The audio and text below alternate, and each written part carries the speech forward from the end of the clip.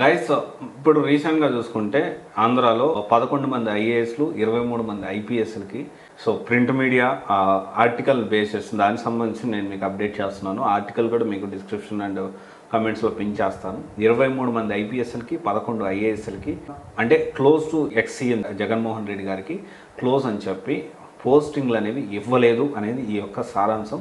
And దీనికి సంబంధించి నిశితంగా మనం పరిశీలిస్తే ప్రతి ఒక్క యూపీఎస్సీ ఆస్పిరెంట్ ఈ వీడియో అయితే ఖచ్చితంగా చివరి వరకు చూడండి. మనం ఇప్పుడు ఇక్కడ ఎక్కడా కూడాను బాబు గారు తీసుకున్న డెసిషన్ని మనము వ్యతిరేకించట్లేదు.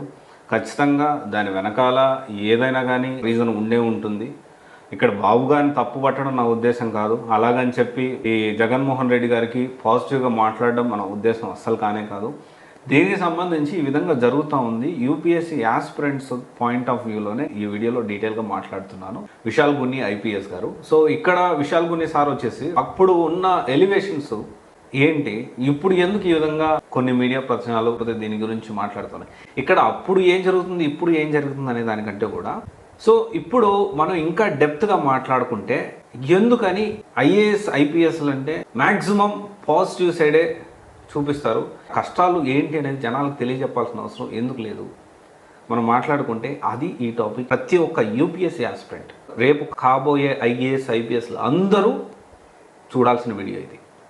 అండ్ నేను ఇప్పుడు ఈ వీడియోని ప్రతి ఐఏఎస్ ఆస్పిరెంట్, ప్రతి UPSC aspirant, I will say that IAS అనేది కామన్ కీవర్డ్ కాబట్టి దాన్ని వచ్చేస్తూ ఉంది. బట్ ప్రతి యూపీఎస్సీ ఆస్పిరెంట్ ఈ వీడియో అనేది చూడాలంటే ఖచ్చితంగా చూడాలి. అండ్ ఇది పక్కన పెట్టేసేస్తే మనము 2012కి ఒకసారి వెళ్తే 2012లో మనకి జగన్ గారి కేసు అనేది మనందరికి తెలుసు. 8 మంది ఐఏఎస్ ఆఫీసర్స్ ఈ కేసులో నోటీసులు అందుకున్నారు. అందులో చాలా ఎఫెక్ట్ అయ్యింది ఈ శ్రీలక్ష్మి గారు. శ్రీలక్ష్మి గారు అంటే మనందరికి తెలుసు అనుకుంటాను. వెరీ రీసెంట్గా బాబు గారి దగ్గరికి బొకే వేయడానికి వెళ్తే చంద్రబాబు గారు బొకే కూడా తీసుకోవడానికి ఇష్టపడలేదు. అది విపరీతంగా వైరల్ అయింది. నీకు ఇలా కావాల్సింది అని చెప్పి ఎవరి ఒపీనియన్ వాళ్ళు షేర్ చేశారు. అయితే ఇక్కడ ఎప్పుడు జగన్ కేసులో ఐఏఎస్ ఆఫీసర్లు తప్పు చేశారా లేదా అనేది కోర్టులు డిసైడ్ చేస్తాయి, మనం డిసైడ్ చేయలేము. కానీ డెఫినెట్లీ అడ్మినిస్ట్రేషన్ విభాగంలో వీళ్ళు పెట్టిన కొన్ని సంతకాల వల్ల వీళ్ళు ఇబ్బందుల్లో ఇరుక్కున్నారు.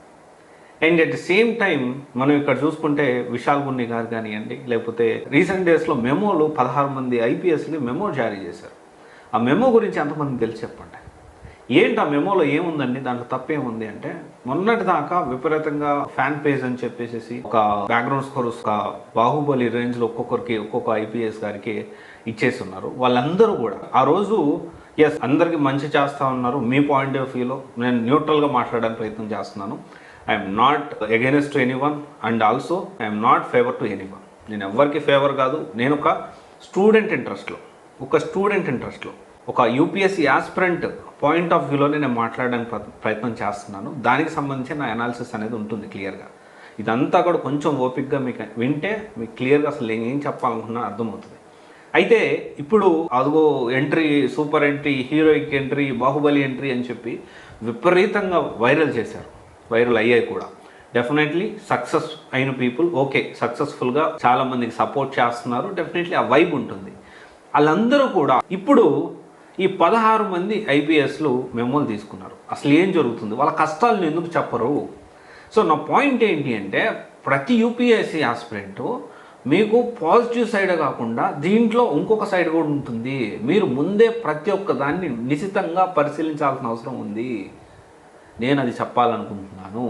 మొన్నటి దాకా ఒక హీరో టీవీ5లో ఒక దీనికి సంబంధించిన న్యూస్ కూడా చూశాను. వైసీపీ హయాంలో బరితెగించిన ఐపీఎస్లపై కఠిన చర్యలుండవా అంటూ ప్రశ్నిస్తున్నారు రాజధాని అమరావతి ప్రాంత రైతులు, మహిళలు, యువకులు.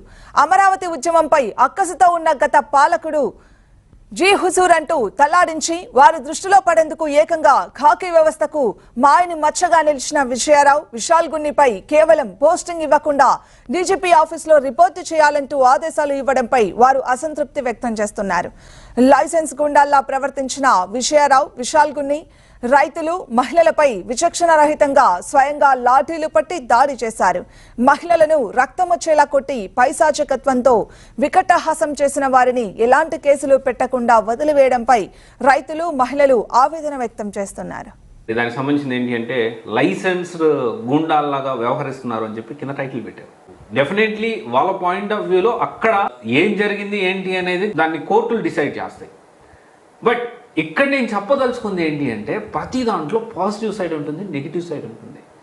యూపీఎస్సీ ఆస్పిరెంట్ ఖచ్చితంగా ఈ విషయాన్ని రేపు మీరు కాబోయే ఐఏఎస్ ఐపీఎస్లు కాబట్టి వీటన్నిటి పరిస్థితులను మీరు గమనించి ఎందుకు ఇలా జరిగింది అనలైజ్ చేయండి. మీరు నాకంటే బాగా మీరే అనలైజ్ చేయగలుగుతారు. ఒక ఐఏఎస్ శ్రీలక్ష్మి గారికి లేకపోతే ఇంకా చాలామంది 2012లో చూసుకున్నా ఈ జగన్ గారి కేసులో నోటీసులు అందుకున్న 8 మంది ఐఏఎస్ ఆఫీసర్లు కానివ్వండి. ఇండియా టుడే ఆర్టికల్ ఇప్పటికీ ఉంది. ఆ ఆర్టికల్ని మార్చి 13 హైదరాబాదు శ్రీనివాసరావు గారు ప్రచురించారు. దాన్ని ఆ ఆర్టికల్ కూడా నేను మన కమెంట్లో పిన్ చేస్తున్నాను, చూడండి ఒకసారి. ఓకే, ఇక్కడ ఎందుకు ఆ రోజు ఐఏఎస్లు ఐపీఎస్లు ఆ రోజు నోటీసులు అందుకొని వాళ్ళ కెరీర్ అనేది అస్తవ్యస్తం అయిపోయింది. ఈరోజు 16 మంది ద హిందూలో వచ్చిన ఆర్టికల్ ఒకసారి చూద్దామండి. అసలు ఏంది ఆ మెమోలు ఏమి ఇచ్చారనేది ఒకసారి చూస్తే మన ఏపీ డీజీపీ గారు సిహెచ్ ద్వారకా తిరుమలరావు గారు మెమోలు ఇష్యూ చేశారు. ఏపీలో కొందరు సీనియర్ ఐపీఎస్లకు డీజీపీ షాక్ ఇచ్చారు. ఆయన ఇచ్చిన ఆదేశాలు సంచలనంగా మారాయి. పోస్టింగ్ కోసం వెయిటింగ్ లో ఉన్న వాళ్ళు అనధికారికంగా ఎక్కడెక్కడికో తిరుగుతూ ఉండేవాళ్లు, కానీ అలా కుదరదు అంటూ ఏపీ డీజీపీ ద్వారకా తిరుమలరావు తాజాగా ఒక మెమో జారీ చేశారు. సో 16 మెంబర్స్ ఐపీఎస్ ఆఫీసర్స్ ఎవరైతే పోస్టింగ్ కోసం వెయిట్ చేస్తున్నారో ఆగస్టు 12న దీని గురించి మెమో అనేది జారీ చేశారు. ఈ మెమోలో ఏంటి అంటే ప్రతిరోజు మంగళగిరి ఆఫీస్ డీజీపీ ఆఫీస్ దగ్గర ప్రతిరోజు 10ంటికి రావాలి. సాయంత్రం వెళ్ళేటప్పుడు కూడా కంపల్సరీ వాళ్ళు పర్మిషన్ తీసుకొని వెళ్ళాలి. అప్పుడు దాకా వెయిటింగ్, అంటే ఇంకా వీళ్ళకి పోస్టింగ్ రాలేదు ఈ అందరి ఐపీఎస్లకు కూడాను సాయంత్రం వరకు వెయిట్ చేయాలి. అంటే అందుబాటులో ఉండాలి. ఏమన్నా ఎమర్జెన్సీ వర్క్ ఉంటే ఇమ్మీడియట్గా దానికి సంబంధించి ఏమన్నా వర్క్ ఉంటే అసైన్ చేస్తే చేయాలి. సో అక్కడ సపరేట్ క్యాబిన్ లేదు. సో వెయిటింగ్ రూమ్లో వెయిట్ చేయాలన్నట్లు ఈ మెమో యొక్క సారాంశం.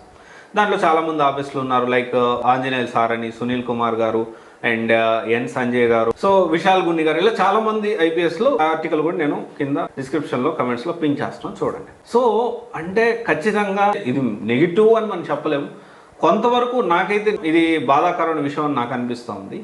ఇది నేను ప్రతి సంవత్సరం అంటే రకరకాలుగా మనము సో ఐఏఎస్ అంటే అది, ఐపీఎస్ అంటే ఇది అని చూస్తూ ఉన్నాము. కానీ ఇది డార్క్ సైడ్ ఆఫ్ వాళ్ళ కష్టాల గురించి మనం మాట్లాడుతున్నాం. ఈరోజు వాళ్ళకుండే ప్రాబ్లమ్స్ గురించి మనం మాట్లాడుతున్నాం.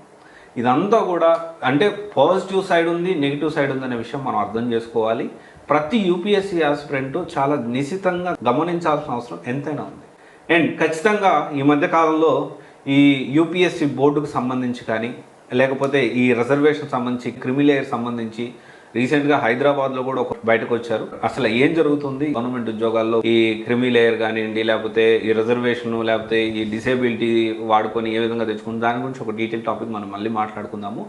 కానీ ప్రతి యూపీఎస్సీ ఆస్పిరెంట్ అర్థం చేసుకోవాల్సిన విషయం ఏంటంటే విపరీతంగా మోటివేట్ అయిపోయి మోటివేషన్తోనే ఒక ఎజెండా లేకుండా కొన్ని హీరోయిక్ ఎలివేషన్స్ సంబంధించిన కొన్ని సోషల్ మీడియా వీడియోస్ కానివ్వండి, వాళ్ళకి సంబంధించిన క్లిప్స్ కానివ్వండి, అవి చూసేసి విపరీతంగా మోటివేట్ అయిపోయి రియాలిటీ తెలుసుకోకుండా ఈ సిలబస్ ఎంత ఉంటుంది, అసలు యూపీఎస్సీ ప్యాటర్న్ ఏంటి, ఇది ఎలా వర్క్ అవుతుంది, మన ఫైనాన్షియల్ బ్యాక్గ్రౌండ్ ఏంటి, అండ్ మనం దీన్ని తట్టుకోగలుగుతామా, లేకపోతే బ్యాకప్ ప్లాన్ ఏంటి, ఇవన్నీ ఆలోచించకుండా కేవలం ఇలాంటి మోటివేషన్ కొన్ని వీడియోస్ చూసేసేసి అండ్ ఇన్స్టిట్యూట్ వాళ్ళు క్లాసులు చెప్తారో లేదో తెలియదు కానీ యూట్యూబ్లో కంపల్సరీ వీడియోస్ చేస్తారు, మోటివేషనల్ వీడియోస్. సో వాళ్ళ మెయిన్ అజెండా ఏంటి, వాళ్ళ దగ్గర స్టూడెంట్స్ రావాలి, జాయిన్ అవ్వాలి, వాళ్ళ డబ్బులు వాళ్ళు సంపాదించుకోవాలి. They are very clear on that side. ఇలా ఉంటుంది. సో అన్నీ తెలుసుకొని రావాలి. నేనేమంటానంటే ప్రతి యూపీఎస్సీ నాకు తెలిసినంతవరకు, నేను యూపీఎస్సీ సివిల్స్లో నేను తల పండిపోయిందని నేను చెప్పట్లేదు, ఒక బేసిక్ కామన్ ఆడియన్స్ లాగా లేకపోతే ఒక గార్డియన్ లాగా నా తమ్ముడో నా చెల్లో నా అక్కో లేకపోతే ఇంకొకరు జాయిన్ అవుతూ ఉంటే ఒక ఐఏఎస్ కోచింగ్ సెంటర్ని ఎలా సెలెక్ట్ చేసుకోవాలి, ఒక యూపీఎస్సీ ప్రిపరేషన్ స్టార్ట్ చేయాలంటే ఏం చేయాలంటే నాకు తెలిసినంత నేనేమంటానంటే ఫస్ట్ మీరు ఎన్సీఆర్టీ ప్రిపేర్ అవ్వండి అంటాం. ఎన్సీఆర్టీ ప్రిపేర్ అయ్యి దానికి సంబంధించి టెస్ట్ రాయండి, అప్పుడు మీకు అర్థమవుతుంది. సో ఇక్కడ ప్రతి యూపీఎస్సీ ఆస్పిరెంట్ ఈ వీడియో ఎందుకు చూడాలని అంటే సో పాజిటివ్ సైడ్ చూపిస్తున్నారు, మరి ఇప్పుడు నెగిటివ్ సైడ్ కూడా ఉంది, అది మీరు అర్థం చేసుకోవాలి.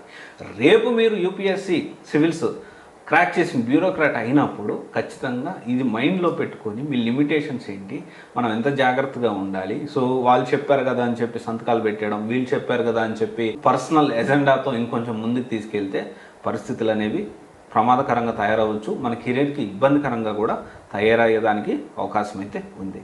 బట్ ఇది ఒకసారి ఆలోచించండి గైస్. ఇంకోటి మన ర్యాంకర్స్ అంటారు, యూపీఎస్సీ ర్యాంక్స్ వచ్చిన తర్వాత సర్వీస్ అలొకేషన్ అయిన తర్వాత ఒక్కరు కూడా దాని గురించి ఒక్క ఇన్స్టిట్యూట్ కూడా దాని గురించి మాట్లాడదు. నేను అసలు దానికి సంబంధించి ఎంతమంది ఐఏఎస్లు అయ్యారు, ఎంతమంది ఐపీఎస్లు అయ్యారు, ఎంతమంది ఐఆర్ఎస్లు అయ్యారు, విపరీతంగా ఈ సోషల్ మీడియాలో వైరల్ అయిన వాళ్ళకి ఏ పోస్ట్ వచ్చింది, ఇవన్నీ మనం తెలుసుకోవాలి. రైట్, ఒక్కసారి ఆలోచించండి ఈ విషయాన్ని. ప్రతి యూపీఎస్సీ ఆస్పిరెంట్ నిశ్చితంగా ఈ విషయాలన్నీ కూడా గమనించాల్సిన అవసరం ఉంది. Okay, thank you.